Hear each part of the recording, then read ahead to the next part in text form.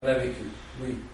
Et je n'ai pas peur je n'ai pas peur de le nommer. C'est le dirigeant et le héros de la colonisation de l'Algérie, de la Tunisie et du Maroc et de tous les pays, et les héros de tous les pays qui ont été colonisés.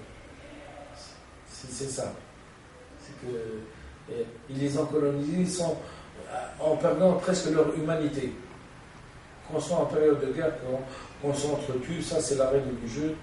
Mais une fois que la paix est instaurée, il faut rétablir le langage, il faut rétablir la franchise, il faut rétablir le dialogue de cœur à cœur, et non pas le dialogue, le monologue, et non pas se cacher des paramètres scientifiques à une population qui, soit dit en passant,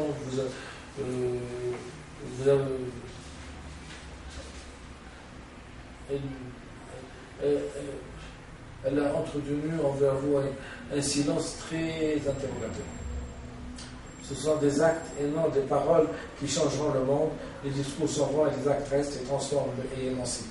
Je vous prie donc, monsieur, de bien vouloir avoir l'amabilité, monsieur le directeur par intérim, monsieur John Lipesky, d'étudier cette candidature qui ne souffre que du manque d'appui national et international, mais abondant de maturité intellectuelle pour ce poste. Sincère salutation, Dr. Befissa. J'ai tenu à vous lire cette candidature à la direction du FMI à la suite de la démission de M. Dominique Strauss-Kahn, parce que on a enregistré d'abord la révolution. Les ont enregistré la révolution.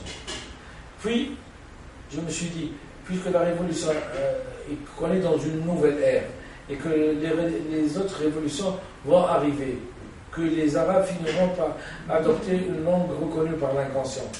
Pourquoi ne pas imaginer, me projeter encore plus en avant?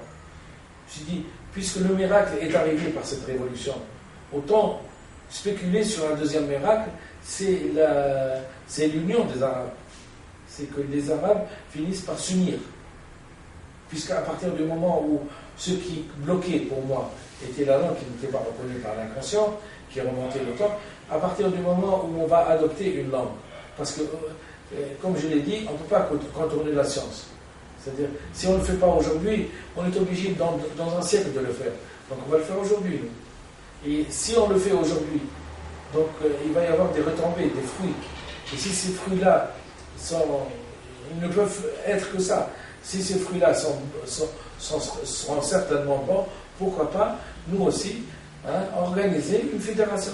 Une fédération qui sera reconnue par le monde entier, comme la fédération des Arabes. Il y aura un bloc Est et un bloc Ouest.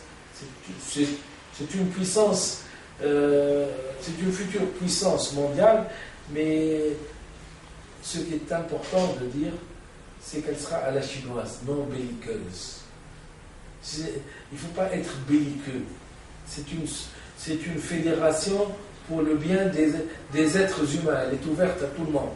Tout le monde peut venir s'installer dans ce bloc-là. Et tout le monde peut faire partie de ce bloc pour qu'il se développe. Voilà un petit peu ce que je préconise pour les futures générations de mon pays et des pays frères. Et même des pays amis. Parce que, vu ce qui s'est passé, je préfère parler de quelqu'un d'ami en tant qu'étranger que d'un faux frère. Donc, les frères de sang, c'est normal, nous sommes des frères, puisqu'on a la même race et la même origine. Mais les autres aussi, ce sont des frères, mais avec un petit b, ce sont des amis. Et des amis qui peuvent devenir des frères s'ils viennent chez nous, qu'ils s'installent et tout. Ils seront exactement nos semblables pour jouir de des mêmes droits que nous. Et ils seront bien payés, bien choyés. Et ils auront des enfants qui resteront chez nous, c'est tout. On n'est pas exclusif. On veut être une puissance mondiale non belliqueuse.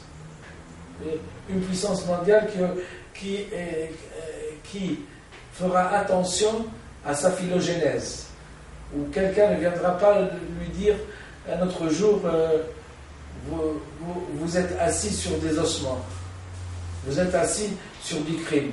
Et jusqu'à maintenant, vous n'avez pas votre mémoire, votre devoir de mémoire n'a pas été aussi explicite que ça envers ce qui s'est passé,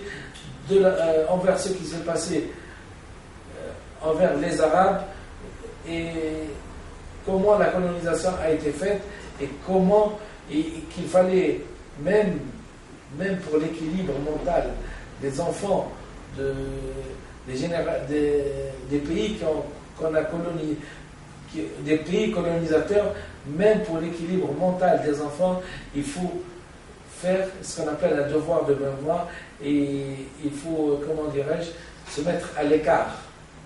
Et c'est ça la salubrité mentale. C'est qu'il ne faut pas hériter, il ne faut pas faire hériter il ne faut pas faire hériter à ses enfants des gens qui ont été des criminels. Non, ils ont fait du mal aux Arabes.